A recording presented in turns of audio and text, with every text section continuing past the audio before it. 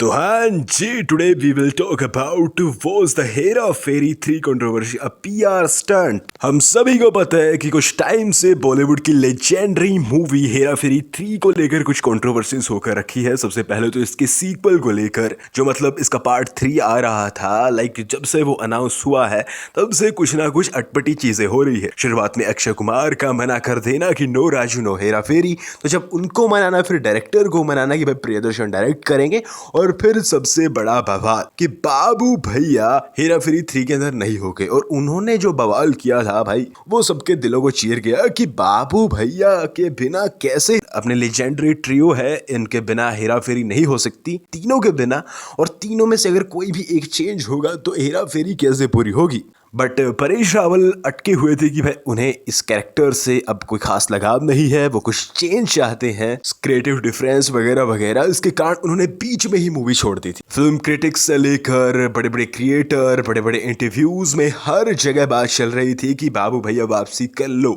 लेकिन वो खुद जवाब दे रहे थे कि भाई हम हेरा फेरी 3 नहीं करेंगे। लेकिन कल ही एकदम से अपडेट आई कि बाबू भैया ने हाँ कर दी है कि वो हेरा फेरी 3 के अंदर कम बैक करने वाले। उन्होंने ये भी बताया कि ऐसा हमारा कंट्रोवर्सी कुछ नहीं था, बस बात ये है बहुत से लोग आपसे प्यार करने लग जाए आपके काम से, किसी चीज़ को लेकर, तो हमारी जिम्मेदारी होती है उसे बढ़िया बनाने की, अच्छे ले जाने की। इसलिए थोड़ी नोकझोंक हो गई थी। मैं चाहता हूँ सभी काम करे, अच्छे से काम करे। मूवी फाइनल है, मूवी आएगी, अगले साल लाने की कोशिश कर रहे हैं, और तो और इसी साल इसका शूट स्टार्ट हो जाएगा। ऑडियंस बैठी आपको इतना प्यार करती है, you can't take things for granted, you मेहनत करके उनको दो। और इतना सुनते लोग खुश भी थे एंड कंफ्यूज भी कि बाबू भैया क्या हेरा फेरी कर रहे हैं। शुरुआत में अड़े हुए थे, अभी बोल रहे हैं दिक्कत नहीं थी। एक टाइम पर बात कोर्ट तक पहुंच गई थी, 25-25 करोड़ के यहाँ पर डेफर्मेशन अमाउंट्स तक मांगे जा रहे थे। तो अब क्या हुआ, और आए हैं तो 3 करोड़ फालतू लेकर जा रहे हैं, जहां पर इनका पहले ही फीस हेरा फेरी 3 में 12 करोड़ बताई जा रही थी, जो काफी बड़ा अमाउंट है। वहीं पर अब इनकी फीस 3 करोड़ और बढ़ा दी है, जहां पर 15 करोड़ बताए जा रहे हैं इनको दिए जाएंगे। तो सबसे पहले बात कर लेते हैं पीआर स्टंट की। आज के टाइम पर बॉलीवुड का जो हाल होकर रखा है, तो पीआर स्टंट तो चलते हैं, काफी सारी मूवीज के अंदर हमें देखने को मिलता है पीआर स्टंट होते हैं। तो यहाँ पर भी पूरे चांसेस है, क्योंकि पूरा बवाल ही हो गया था भाई, कभी अक्षय, कभी डायरेक्टर, कभी यहाँ पर बाबू भाई। तो हेरा फेरी एक बहुत बड़ी मूवी है, देखो कितना प्रॉफिट करा सकती है मेकर्स का तुमको पता है। और कॉमेडी मूवीज भी आज के टाइम पर बॉलीवुड में बिल्कुल ना के बराबर बनती है। तो हेरा फेरी एक कॉमेडी मूवी है, ऊपर से इतने साल पहले आया था इसका पार्ट 2। तो मेकर्स हो सकते हैं यहाँ पर सबकी मन की लेना चाहते हो कि लोग कितना प्यार करते हैं इस फ्रेंचाइज से, इसलिए उन्होंने ये सब किया हो कि भाई इतना पैसा लगा रहे हैं, उससे पहले थोड़ा देख तो ले। एंड उन्हें देखने को भी मिला, जिस तरीके से लोग फाइट कर रहे थे, समझ जाओ। ऑलरेडी इसकी बहुत हाइप है, और ज्यादा करोगे तो मतलब बेकार जाएगी। आज भी इस मूवी के मीम से, मीम पेजेस के घर रोटियां बनती है। एक और बहुत बड़ा चांस हो सकता है कि इन्होंने इसीलिए ये किया कि भाई वो कैरेक्टर लोगों को याद आ सके फिर से, कि हाँ भाई अभी के टाइम पर जब सब मना कर रहे थे तो लोग कैरेक्टर को याद कर रहे थे। जैसे अक्षय कुमार ने मना किया तो लोग बोल रहे थे राजू नो हेरा फेरी। परेश रावल सर ने मना कर दिया तो बोल रहे थे नो बाबू भैया नो हेरा फेरी। मतलब वो ट्रियो, वो अमेजिंग कैरेक्टर्स, वो लेजेंडरी कैरेक्टर्स लोगों को फिर से याद दिलाने थे।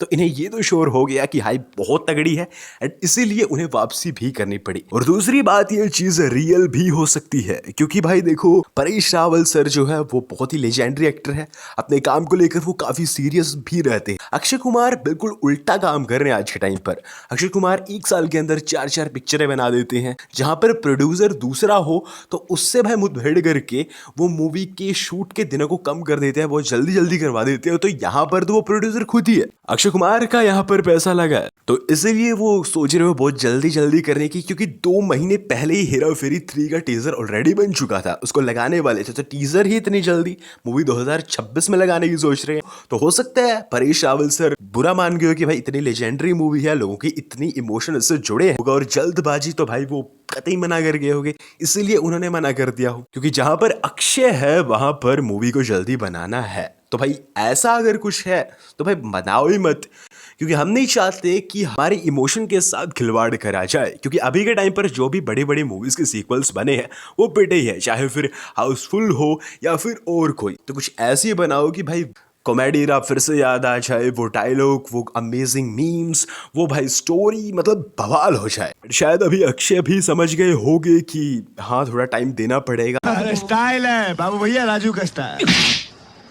ये बाबूराव का स्टाइल है। और एक बड़ा कांड पैसे को लेकर भी है, क्योंकि जहां पर अक्षय 100 करोड़ तक कमाने वाले हैं इस मूवी, क्योंकि वो प्रोड्यूसर भी है, वैसे तो उनको 20 करोड़ मिल रहा है, बट यहाँ पर परेश को सिर्फ 12 करोड़ मिल रहे थे। तो इसलिए अभी उन्होंने सोचा कि थोड़ा मलाई और सरकाओ तो उन्हें कुछ करोड़ और मिले। बाकी ये पीआर स्टंट था या फिर सीरियसली कोई कंट्रोवर्सी जो भी थी सॉल्व हो चुकी है। अब तो बस हम मूवी के सपनों में फिर से खो चुके हैं, हम उसी के लिए जी रहे हैं, उसी के लिए बैठे हैं। बस ये आपका बाबू भाई की कंट्रोवर्सी या फिर उनकी कमबैक को लेकर क्या कहना है, या फिर उनके जो स्टेटमेंट्स वो पास कर रहे थे बाबूराव के कैरेक्टर को लेकर, उनके बारे में क्या कहना है, पीआर स्टंट के बारे में क्या कहना है, वो हमें कमेंट में जरूर से बताना।